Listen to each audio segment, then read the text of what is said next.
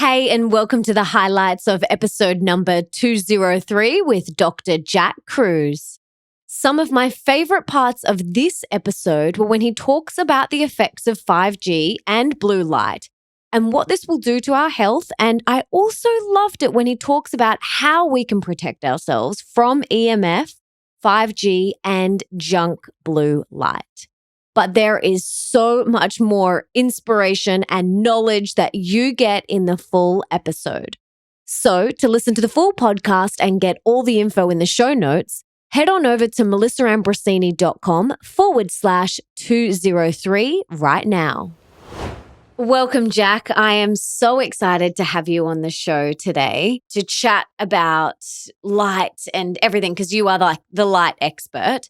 But we've had a few people who are massive advocates for the blue blocking glasses, but no one has really dove deep into the detrimental effects of junk light. And so I'm really excited because, us humans have evolved to thrive in 3 types of light: the sun, the moon, and the fire.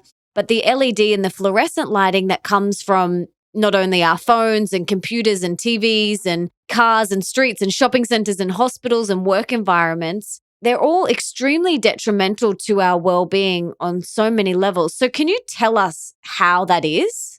Yeah, the reason why it's a problem is we have these proteins in our body called opsins, and all photoreceptors have an opsin protein bound to it. Most people know about the one in the eye called rhodopsin, which is found on the rods, which are the dark light receptors that we use at nighttime. What most people don't know is that we have quite a few different opsins. And it turns out that this melanopsin, which is the one that works with blue light, is our blue light detector. And we found it first in 1998 in the eye.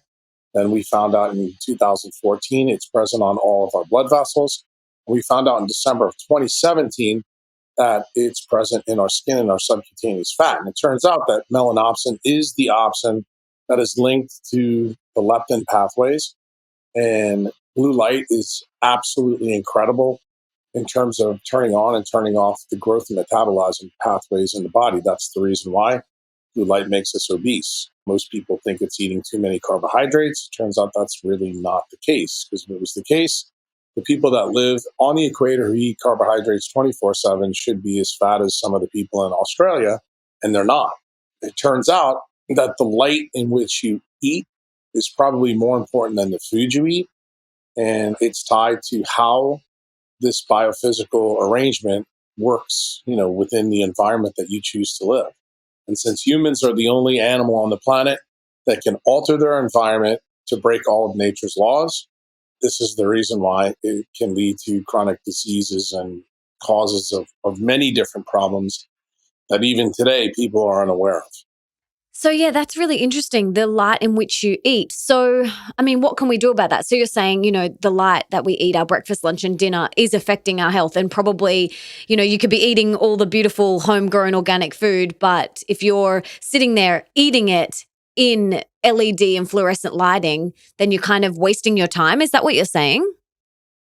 Absolutely. It turns out the light that you eat it in has a big play in terms of the free radical signaling. It's made in the respiratory proteins in your mitochondria. So what you think you're buying in the store, the electromagnetic footprint that's placed in the food by photosynthesis, is absolutely unmasked and changed by the light environment that you eat in. And people just don't realize that the entire food web is built around solar EMF. And when you introduce man-made EMF, either through your eye, your skin, your gut, no matter what surface it is, you change the signaling. And when you change the signaling, you change the reality, you change everything about the situation. This is part of the reason why most people out there believe, that you can regain your health and wellness just from, exercise and food. And that's totally ridiculous. And the reason it's totally ridiculous, if you ask anybody who's tried to get fit in a blue lit gym or utilizing organic food, that's not nearly close to part of the story. And that's the reason why people struggle. All artificial light at night, including even some of the ones that are present in nature, have a humongous effect on our biology. That's the reason why day and night cycles are incredibly important for you maintaining your wellness. So if you happen to be out in a full night, a full moon, and you do it consistently and you're not getting AM sunlight to restore or reset the circadian mechanism in your body, you're going to have problems long term. So what do we do at nighttime? What can we do? Go to sleep, just like you're supposed to. Go to sleep. Yeah, you're not supposed to have artificial light on. People today have 15 different devices on average, at least in the United States. I don't know what the latest data is in Oz, but in the US, there's between 12 and 15 devices that emit different forms of light radiation. When the sun sets, the way melanopsin works, as soon as you get past the sunset, 435 to 565 nanometer light becomes absolutely deadly to melatonin biology. It will destroy melatonin. It'll destroy the photoreceptors that are tied to the leptin mechanism. And basically, it undoes all of your circadian mechanisms. Yeah, yeah. And you mentioned before how it not only affects our health and disease in our body, but behavior. So how does light affect and control our behavior? Well, it's pretty simple through another hormone called dopamine. So people don't really know that dopamine is made from an aromatic amino acid called tyrosine or phenylalanine. Turns out the amount of sun one gets in the morning through the day is directly tied, meaning quantized. That means very specific and very sensitive amounts. Well, when you are around light frequencies that are not natural or solar based, it alters the level of dopamine that changes your mood. There's a chemical in the eye and the brain called POMC. That chemical breaks down to 6 different chemicals. When dopamine is out of whack, it turns out that those POMC chemicals are also out of whack. And that's the reason why people like Chris Cornell and Kurt Cobain and Jimi Hendrix use drugs due to their blue light shifted life, because anyone who has a dopamine problem tends to also have addiction problems. Wow.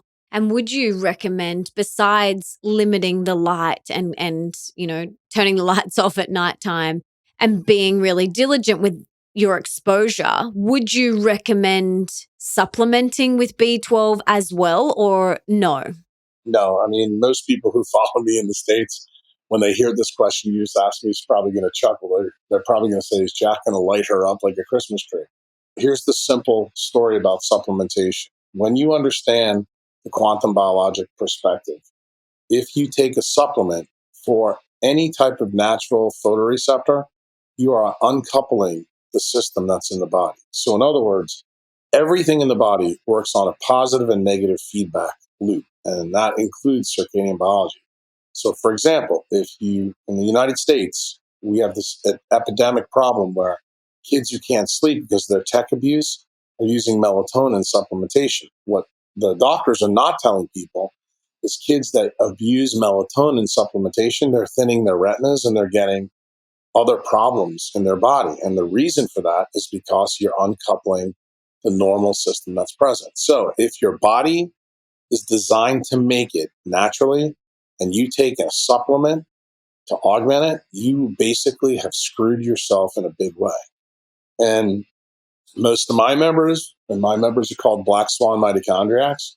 The reason we call them that way, because your mitochondria controls most of these mechanisms in your body through the melatonin cycle. And melatonin happens to have its major effect on autophagy and apoptosis, which are the 2 change programs that mitochondria use to keep us well. Once you begin to realize that all these photoreceptors really filter down to mitochondrial biology, you need to go to the nth level to find out truly what controls these things. And when you do, that's when you begin to realize why Jack's a little bit of a controversial guy, especially in the States, with food gurus, because food gurus, they tend to sell supplements to people because they make money doing that. And just because they make money doing it doesn't mean it's the thing that you should do as the lay public. You need to understand the real reason why this is an issue and why it's not a wise choice to take something that your body naturally makes. Your body makes it because of the light that you live under. Wow. So how much light do you recommend people get? As much as they possibly can based on what their latitude is. So, for example, I live at the 28th North latitude. We're coming into summertime here. It's springtime. So our sunrise is about 6:15 now, and it goes all the way to about 7:45 a.m. Jack was outside today from sunrise all the way until about 15 minutes before Melissa called me up. Wow. And you're just constantly outside as much as possible. I try to get out as much as possible. If I'm at work, anytime that I have 2, 3, 4 minutes, I'm either opening a window or going outside. You need to see the sun. And I'm not talking about behind glass windows. That doesn't count, because being behind a glass window actually filters the light you get. It blocks all the UV, and it blocks about 40 to 50% of the infrared A. And when you realize that on a relative basis, it means just being indoors makes somebody blue light toxic. Why? Because glass has no effect on the blue light from the sun. And this is one of the major, major problems that people don't realize, just being inside alone. And that's really what technology has done for us. Most people cannot use technology outside because the screens don't really work that good. So what have we done? Everybody's working indoors. And this is a huge problem because they have this idiotic belief that the sun causes melanoma and skin cancers. That's an absolute joke when you look at the data. It turns out that blue light is what stimulates the melanocytes in your body to cause melanomas. So when you begin to understand these real links, you begin to question the conventional wisdom that's being spewed by ophthalmologists and dermatologists out there. Because if the sun truly was as toxic as they tell people in Australia, every tree and every plant and just about every wild animal should have melanoma. And it turns out things that are in the wild rarely get it. This has been so amazing and so insightful. And I'm sure everyone listening's mind is being blown right now. But I want to shift gears to 5G and EMF, because they've started to roll 5G out here in Australia, and I know that they've done it in the States. Can you tell us about 5G and what that will do to our health? Anybody who knows anything about biophysics knows that 1G, 2G, 3G, 4G, and 5G, they're not the same. How they all act is a problem. But the key thing that you need to understand is the type of technology we're talking about has rapidly changed for humans over the last 20 to 30 years. How does this use of the light spectrum cause problems? Well, the federal government of the United States spent $25 million doing a study called the NTP study. And you should have talked to this idiot on your Instagram about this study. When that study came out with its initial report in about 2015, and the final tally is that RF radiation from 1G, 2G, and 3G, which is what the NTP study looked at, all cause cancer in nocturnal animals. So why is this a big deal? Well, it turns out we're going back to the story that you asked me about earlier. How does nocturnal animals like mice and rats differ from diurnal animals like us? Well, it turns out the opsins that are present in our system have a weak and a strong covalent bond. And it turns out nocturnal animals tend to have a strong covalent bond between melanopsin and vitamin A. And when we got the data that showed that RF radiation, which is not a very strong radiation when you look at the electromagnetic spectrum, it's non-ionizing, that it was capable of causing circadian disruption through a topologic effect, guess what it signaled to guys like me in the world who understand the biophysics of light? It means that diurnal animals like us are far more at risk. Why is that? Because we have a weak covalent bond. So that means that the light radiation can disrupt the freed retinol to destroy more of the photoreceptors in our body. And when you also layer on the fact that this study was done predominantly on 1G and 2G environments in these animals, then you begin to really realize the problem that we have with 5G, because 5G power density and the way the engineers have altered the wavefront to carry more data on it. So, you can download Netflix faster in Australia to see your stupid movies at night, this is even more damaging. 5G is devastating and will be devastating to people who abuse it. And it turns out that topology is the science of how waveforms can change signaling. And 5G effects, really the main effect is through this topologic effect. And it's going to cause massive leptin and melanopsin dysfunction, and it already has. We've seen humongous changes in the United States, both in depression, suicide, the opiate crisis, the obesity crisis. In Oz, we've seen you guys have several cities down by you that have BMIs over 40. The amount of autoimmunity in Australia is off the charts compared to the States. And obviously, you have your skin cancer effect. Well, it turns out the skin cancer effect is really upregulated by 3G, 4G, and 5G. And it's impacted greatly in you because the water cycle in Australia happens to be much worse than it is in the States. And that's the reason why there's a zip code effect with different forms of technology. That's the reason why you'll see different disease metrics in different parts of the world.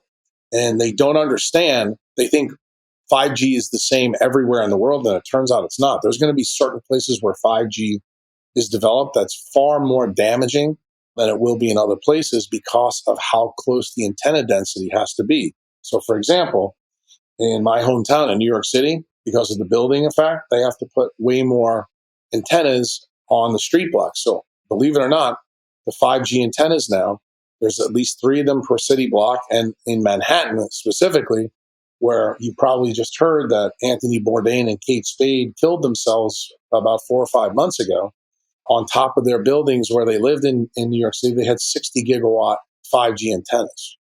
So what can we do to protect ourselves? You want to use the sun in the day and avoid all artificial light at night. So you want to make sure you use technology as wisely as you can based on how you live your life and how you have to work. If you don't do that, you're going to pay a steep price in disease. That's what the toll is. And that's the take-home message that I teach my people. There's things you can do. Like you mentioned the use of blue blocking glasses. There's another one of my good members in Australia named Jason Bowden Smith is trying to develop deuterium depleted water because that's one of the big problems in Australia. Your water cycle is so bad that nobody has a clue about how light works with water that's made in your mitochondria at cytochrome 4. Once you begin to understand that's the real problem in Australia, then the solution is, okay, I need to drink different water than most other people drink. I just wanted to chat about the cases. You mentioned before, because it's big money, all of these EMF laptop cases and phones. Are they all a hoax, or are there some that you recommend that are actually worth investing? None of them really do what they're designed to do. I do think they mitigate the risk, but here's the real issue. The smartest thing you can do, especially with a cell phone, is just put it in airplane mode. When you're not using it, you're probably too young to listen to remember what I did. When we didn't have cell phones, we had landlines. If you weren't home, you just didn't get a message. People would have a voice recorder or what we used to call an answering machine. It seems like today people need to answer every phone call that comes in. Well, even on airplane mode, people can still leave you a voice message. You should check them at the appropriate time and get back with people. Don't leave your phone on in your pocket all the time. It's absolutely psychotic based on the latest data. Now, if you want to live like that, then you are going to pay a toll. I would tell you, go out and buy term life insurance. You will need it. And if you don't die from it, you're probably going to get sick with some type of mitochondrial disease like diabetes, brain cancer, melanoma, some of the diseases that we talked about in this podcast. That's really the issue. It's part of the reason why before we started this podcast, you said, Jack, do you wear a headphone? And what did I tell you? There's no chance that I'm putting a headphone on my head. There's no chance that I'm going to have a microphone in and around and on my body because of these topologic effects. I do not want electric and magnetic fields around me. I'm talking to you right now on a Cat7 hardwired computer. And I also have the screen darkened. And, here right now it's 5:40 p.m. The sun is still out. As soon as I get off with you, Jack will be outside getting sun to offset the time that is being subtracted from my life by talking to Melissa. That's how serious I am about this.